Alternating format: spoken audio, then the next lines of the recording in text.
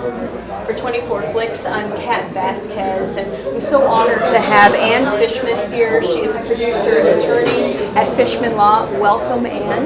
Thank you so much for asking me to spend a few minutes with you. I'm looking forward to our chat. So you just hosted a workshop, and you're here talking about law and creative licensing. Share a little bit about what you shared earlier in your workshop.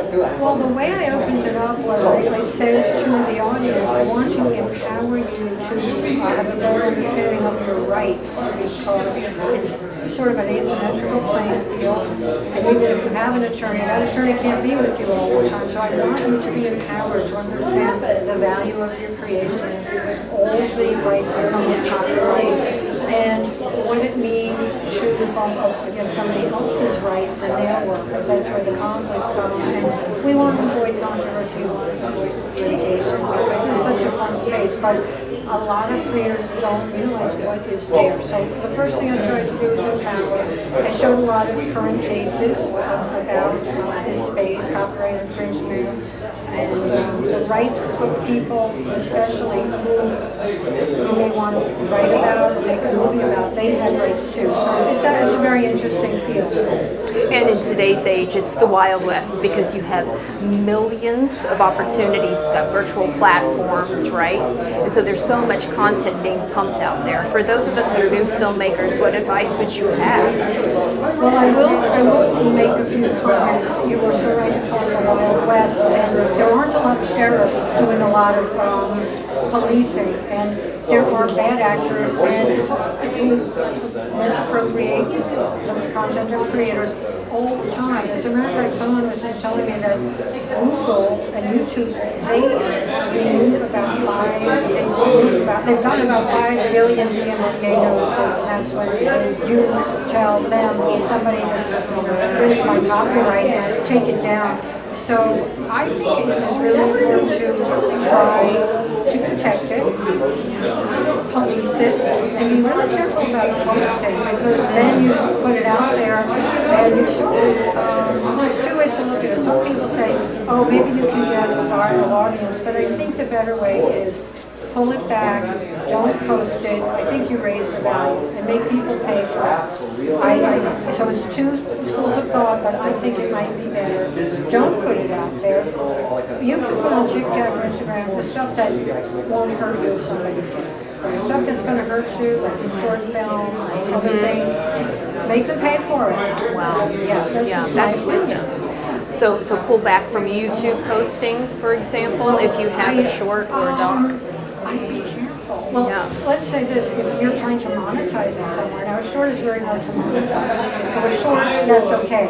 But if you have something that maybe you're pitching, or you want to turn into a podcast that you want to turn into something, first of all, protect it at a copyright register, put your notice on there, and do your best. If you're trying to cultivate an audience, you want that audience. There are ways, it's not there are ways, like tech people can actually prevent copyright downloading.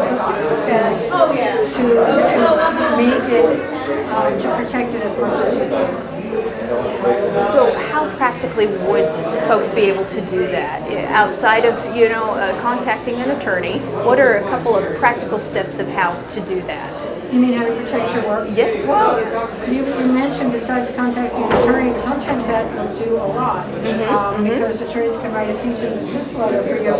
And people who take it seriously, they'll pull it down. They don't want to get sued. The problem with YouTube is half the time you don't know who has got your material, because they hide behind fake names.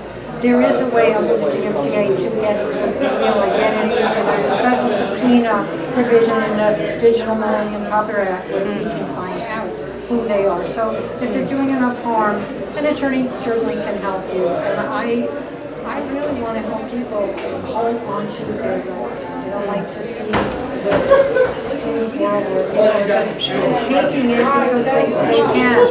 It's very messed up. Oh, wow. So appreciate you and your vision and your mission right now. Well, and you co-founded 2 tech development companies and distribution companies. So what initially drew you to this avenue? Well, I was married to an orthopedic surgeon, and I was a lawyer. He is extremely entrepreneurial. editorial, and we sort of fell into it, and it actually opened up a great world to me. And I love tech, and I used to employ these coders, these tech geeks, and I found them fascinating, and it inspired a movie that I wrote, Swipe, which is about a geeky coder. And that was on Netflix for 2 years, and I think they're going to renew the license for some period. So it was great in a lot of ways. I learned a lot about technology that wouldn't otherwise. The way that we watch our favorite shows and movies today is dramatically changed compared to about 20 years ago, right? Because everything is virtual now. You've got YouTube and all these different platforms. So what insider personal stories stick out for you that may highlight the fast rise of technology? Well, that's a great question. For me as a lawyer and a creator, I would say my perception is it's made incredible challenges to protecting your IP. But on the other hand, yes, you can commute. On the other hand, the good news is when Swipe came out on Netflix, I got messages from around the world. I saw it all over the place, and mostly good. And that is a great part of technology. It's, the world is actually a small neighborhood now, so that's a fun part. Where do you see the future of cinema and filmmaking going? Well, I'll tell you this. I think that maybe the only good thing about COVID, because it hasn't been good, but it has really highlighted the fact that theatrical releases, they were fading out anyway for most films. Not for the event pictures, not for the blockbusters, but the notion that a small film could get a theatrical release, it's absurd. They don't. Even if they have some name talent, they don't. They did not get in the theater unless you have heavy P&A money to get it there, to market heavily to your base. I think we all realize theatrical is over. I mean, it's one big movie after another. They're conceding. We're releasing on Netflix, we're releasing on Amazon. I personally don't have a problem with it. So I think that notion of what people would say to an independent filmmaker, when is your movie going to be in the theater? People are going to stop asking that crazy question. It's not. Never was going there. It's all flat. I think there are two ways to go though for the future for an indie filmmaker. Make your movie as inexpensively as you possibly can if you don't have name talent, and I mean inexpensively, but make a good movie. If you have a bigger budget, you've got to have name talent to have a fighting chance. But there is a tremendous need and thirst for new material. So there are so many platforms, they want the movies, they want the series, but you want to be sure that you can get your money back and have a fighting chance. So lean and small, or if you're going higher, get some name talent. Excellent advice. Excellent advice, because content is king right now. You're right. You got to make something that sticks out. Yes. Absolutely. And make your money back for your investment. What is one thing that you would encourage faith-filled believers in this industry how to navigate Hollywood right now? Okay, I don't, at the risk of getting flack, because I am probably one of the more hardcore believers, this is true, that you've ever met. You don't know me, but it's true. I'm hardcore. But, so at the risk of alienating you, I'll tell you the truth, stop calling yourself a Christian filmmaker. First of all, again, don't hate me. The only person who counts and knows who you are is the Lord. And I hope you are. But I just ended a seminar with the scripture. I'm sending you out like lambs among wolves, sheep among wolves. So be wise as serpents and innocent as doves. Wisdom would say, by the way, Jesus himself didn't tell everybody who he was. He hid half the time. He was strategic, and he knew, you're my enemy, I'm not sharing. Right on. And he was very, very cautious and strategic. So one, stop calling yourself a Christian filmmaker. Meet like this to get built up and make relationships. And stop calling your product a Christian film. Don't, personally, when I read a sermon, I go to church, I turn on TBN. But yes, I've seen some great Christian movies, but I like movies. see Christians get their movies in the mainstream. Action, thriller, rom-com, Hallmark. Get in there. So don't be in this ghetto of Christian. No, stop that. Get in the mainstream. I want you to get there. I love it. Influence, right? We're called to be the salt and the light. Influence, and you have to be mindful of the way the human brain works. People, if they see you coming and say, I'm getting a sermon, so be strategic. Jesus didn't even preach half the time. He talked about all topics, like everything. He talked about everything. So really read the book and watch how he did it. He was subtle, and we need to be subtle. Like, this is great because we get to connect with like-minded people. But when you go out there, make it about the great product you've made. Make it about the audience you can connect with. Because guess what? Money is important. This business, like every business, is about making money.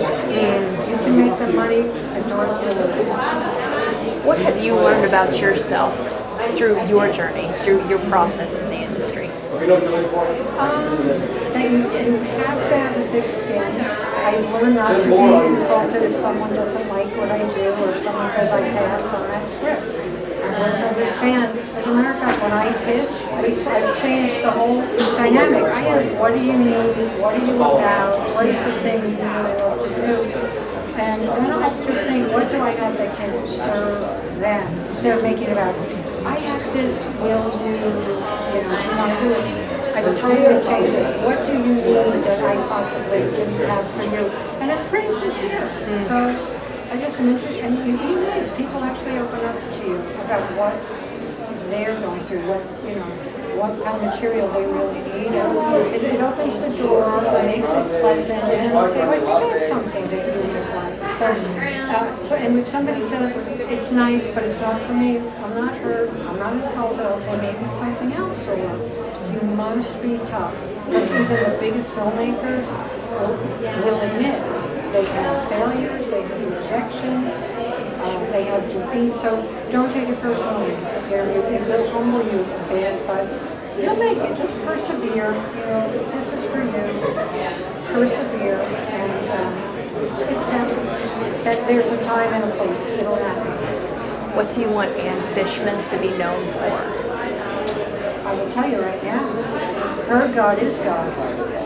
Her God is God. Because half the time I pray, sometimes literally with tears I'll say, God, I want people to know that I'm not lying. You are real.